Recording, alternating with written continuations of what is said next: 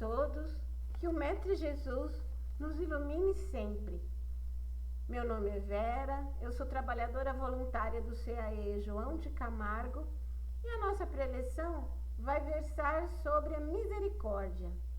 Bem-aventurados os misericordiosos. Para isso, eu me baseei no Evangelho segundo o Espiritismo, capítulo 10, e no livro Vinha de Luz, de Emmanuel. O Evangelho de Mateus possui várias passagens sobre esse tema, e eu escolhi, para iniciar, duas delas. A primeira: bem-aventurados os que são misericordiosos, porque obterão misericórdia. A segunda: então, aproximando-se de Jesus, disse-lhe Pedro: Senhor, quantas vezes perdoarei a meu irmão quando houver pecado contra mim? Até 7 vezes? Respondeu-lhe Jesus: Não vos digo que perdoeis até 7 vezes, mas até 70 vezes 7 vezes. Misericórdia nos traz a ideia de compaixão, de se colocar no lugar do outro, de sentir o que ele sente. Na Bíblia, ela é tida como o perdão e o esquecimento das ofensas, e o que é uma atitude muito difícil de ser conseguida, e exige um trabalho interior de nossa parte muito grande, uma atitude de reforma íntima constante. A misericórdia está, inclusive, na oração mais conhecida dos cristãos, que nos foi trazida por Jesus, o Pai Nosso. Vamos lembrar o trecho: perdoai as nossas ofensas, assim como nós perdoamos aos que nos têm ofendido. Perdoar, conceder misericórdia, não deve ser uma atitude da boca para fora, só para demonstrar para os outros como somos bondosos, magnânimos, benevolentes. Não. Essa atitude diante da justiça divina não tem valor. Ela é só forma, sem conteúdo, sem sentimento. Jesus observou isso por várias vezes. E também por várias vezes ele chamou a atenção dos fariseus porque estes não agiam com sinceridade. Lembrando, os fariseus eram um grupo judeu que seguia a lei de Moisés, a lei mosaica, de uma forma fanática. Sabiam todas as escrituras de cor, davam o dízimo, faziam o jejum, mas isso era como se fossem atitudes teatrais, sem um sentimento verdadeiro e sem a misericórdia diante de outras pessoas. Numa das vezes, inclusive, que chamou a atenção dos fariseus, até chamou-os de hipócritas, Jesus assim se expressou: vocês dão o dízimo, mas não observam os preceitos mais importantes da lei: a justiça, a misericórdia e a fidelidade. Isso está em Mateus, no capítulo 23. A misericórdia, para que seja válida, ela precisa ser praticada com discrição, com humildade, sem ferir o amor próprio daquele que a vai receber e também sem cobranças em troca. Como, por exemplo, sim, eu te perdoo e ofereço a minha misericórdia, mas você me deve isto, aquilo e mais aquilo. Não, isso é o perdão dos lábios. E nos foi explicado por Kardec, por meio da espiritualidade que o inspirou, que isso não tem valor. A verdadeira misericórdia é aquela que vem do coração e não apenas da boca para fora. A misericórdia é uma atitude tão sublime como difícil de ser exercida. Daí o seu mérito.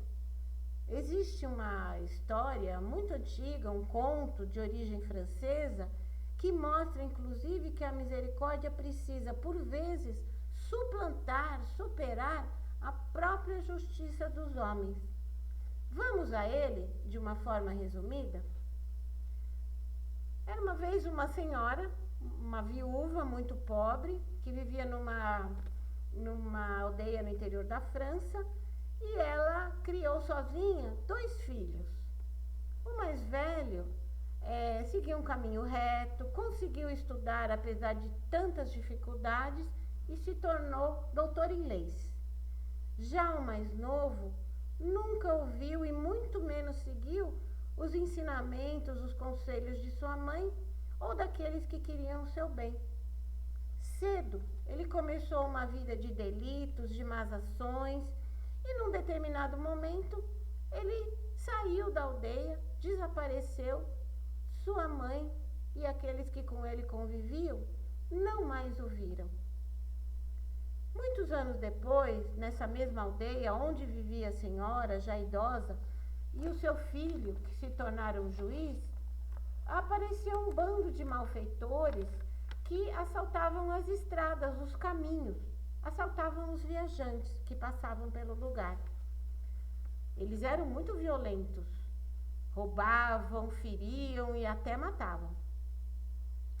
Uma certa ocasião, esses bandoleiros assaltaram uma caravana onde viajava o juiz. E o chefe deles, que era um dos mais violentos, feriu gravemente o magistrado.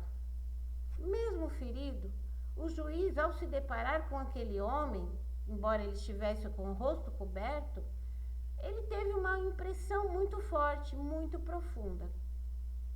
Bem, o juiz conseguiu se recuperar e esses malfeitores foram sendo um a um capturados.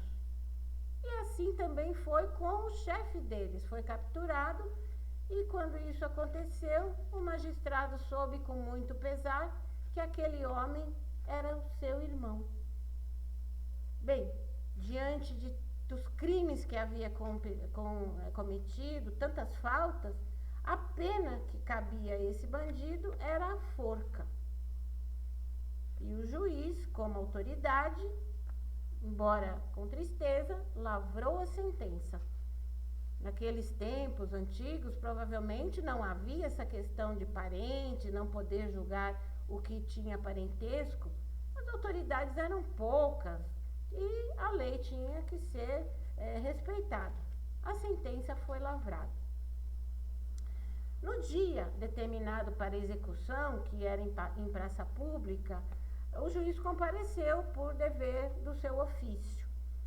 A população também compareceu, porque queria ver o fim daquele que tanta tristeza, tanta dor havia causado aos habitantes daquele pequeno lugar. O condenado chegou, subiu ao patíbulo, o palanque onde estava a forca, amarrado, cercado pelos guardas, e o juiz percebeu que ele estava diferente. Estava com o rosto com uma expressão de dor e sofrimento, os olhos baixos, e seus lábios pareciam orar. Enquanto o carrasco fazia os últimos preparativos para o ato, chega uma mulher em prantos e consegue abraçar o condenado. Era sua mãe, e mãe do juiz. Ela se volta então para o filho, que era autoridade, e roga para o juiz que conceda a vida do irmão, que perdoe seu irmão. Aquele juiz que não teve condescendência do irmão para fazer cumprir a lei que ele representava, ficou muito tocado e, pela misericórdia que sentiu por sua mãe, ele suspendeu a sentença. O homem foi desamarrado e sua pena foi convertida em prisão.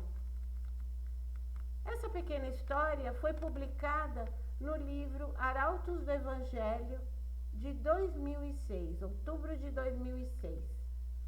E esse episódio pode representar também a nossa própria trajetória. Nós cometemos, sim, muitas faltas. Claro que não tão graves, mas cometemos no decorrer da nossa vida.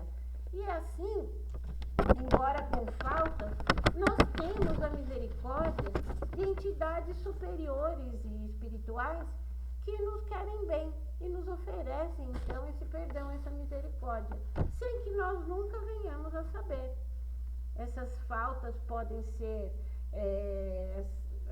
diminuídas, ou muitas delas podem ser até abolidas. E quem são essas entidades espirituais? O nosso anjo da guarda, nosso guia. E é muito importante que nós nos lembremos sempre dele, lembremos de agradecer, lembremos de querê-lo próximo de nós, porque ele está sempre próximo e assim ele se manterá próximo a nós. Maria, nossa mãe espiritual, mãe do Mestre Jesus, é uma entidade de muita misericórdia. E outras entidades espirituais amigas que oferecem a misericórdia por nós. Emmanuel, no livro Vinha de Luz, nos ensina e observa que aqueles homens que nessa encarnação, neste momento que vivem aqui sobre a Terra, e que receberam algum grande privilégio, como por exemplo uma fortuna, são ricos, ou então cargos de grande poder, autoridade, ou então intelecto muito privilegiado, muito acima da média das outras pessoas, eles costumam se afastar da grande multidão, da massa humana que segue o seu caminho com muita dificuldade e sofrimento. Raros desses privilegiados se voltam para o seu irmão menos favorecido. Emmanuel nos diz que para nos aproximarmos de Jesus, nós devemos agir, proceder como o próprio Mestre o fez. Devemos nos voltar para o nosso irmão menos favorecido e dignificar sua vida com atitude de acolhimento,